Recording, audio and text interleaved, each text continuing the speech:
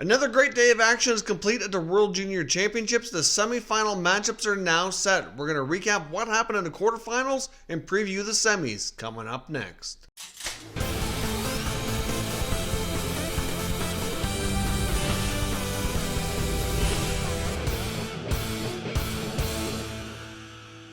So welcome back to another video here at Top Shelf Hockey. As I mentioned, we had another great day of action. The World Junior Championships complete. The 4 quarterfinal matchups have all been settled, and we're now ready to head on to the semifinals, which will begin coming up here this Saturday with the gold medal and bronze medal games taking place on Sunday. The day kicked off with Team Russia battling Team Switzerland in the first quarterfinal matchup, with Team Russia taking the game on a 3-1 score. Now, Russia's had a very up and down tournament. They've had some big wins, including a 6-0 win over Canada, but they've also had some losses. I wasn't really sure what Russian team we were going to see in this matchup. Of course, the Switzerland team had a couple of really solid wins in this tournament as well, but they did not have enough to beat Team Russia, so they're done in the tournament, and Team Russia goes on to play in the semifinals.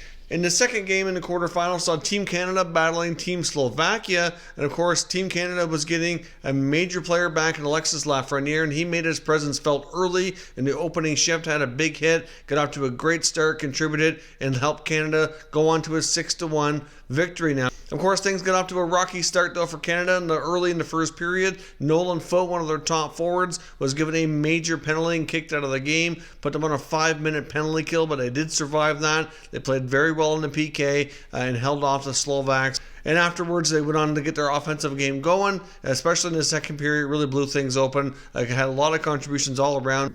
Captain Barrett Hayton, Alexis Lafreniere, Jacob Bernard-Docker had his first of the tournament as well. Had a pretty balanced scoring attack. It really looked solid. Hofer was solid in the net. And now they're moving on to the semifinals here as well. Now, the third quarterfinal matchup of the day saw Team Finland battling Team USA, and this was by far the closest game out of the 4 quarterfinal matchups. And Team Finland went on to beat the Americans with a 1-0 score. Team Finland played exceptionally well on the defensive side of the puck, had excellent goaltending, and Team USA really just could not get a lot going offensively. When they did, they were shut down by the Finnish goaltender. The first goal of the game didn't come until the third period. It was a very tightly contested matchup, but the U.S. falls to Finland for the second straight year. Of course, last year we had a U.S.-Finland final for the gold medal, which saw Capocanco and Team Finland beating Jack Hughes and Team USA for the gold medal. There was one hit earlier in the game from John Beecher of the USA on a Finland player, which was called 2 minutes for boarding,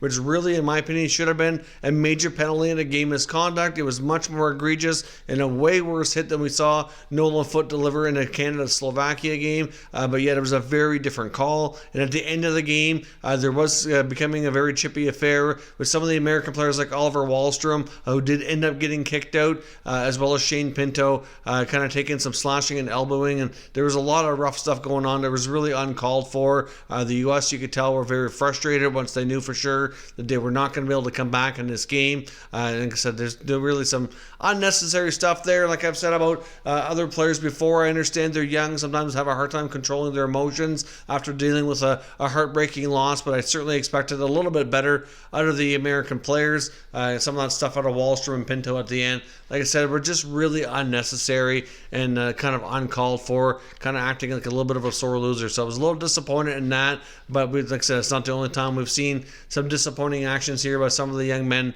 at this tournament. The final quarterfinal matchup of the day saw Team Sweden doing battle with the host nation, Team Czech Republic here, and Sweden went on for a 5-0 shutout victory. I must say the Czech crowd was very supportive of their team, even late in the third period when it was very apparent that the game was over, their tournament was over. They were still saluting and cheering very loudly, providing all kinds of support for their home team.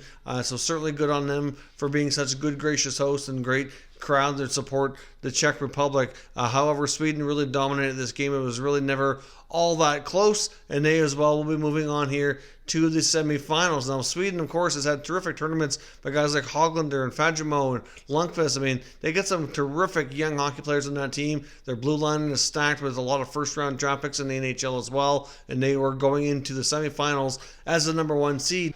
One thing that is different about this tournament this year is after the quarterfinals, all the teams are reseeded. It's not a bracket format like we've seen in the past.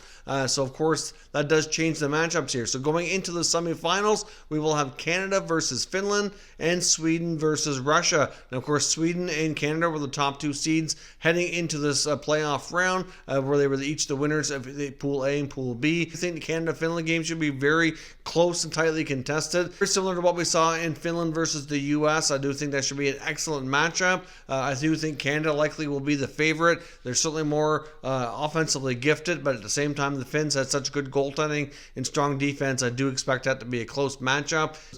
In between Sweden and Russia, theoretically, Sweden would be the favorites. However, the Russian team, like I said, you don't know really what team you're going to get depending on how things go in this tournament so far. So if we get the really solid Russian team that played and beat Canada 6-0, then they very well could give Sweden an excellent run for their money here. But if you get the Russian team who struggled against the Czech Republic as well as others, then it very well could go a very different way. And we could end up having Sweden win and go on to the gold medal game. So I guess we'll see how things go. So the semifinals are all set. Those games will go on Saturday, followed by the gold medal game on Sunday. So at this point, I'd love to know what your thoughts and predictions are for the semifinals. Who do you see winning and doing battle for the gold medal on Sunday, January the 6th? Let me know your thoughts down in the comments and we'll continue the conversation. If you're new to the channel, consider subscribing and turning on your notifications so you don't miss any future content, and give this video a thumbs up if you enjoyed it as well. I'd appreciate it if you did.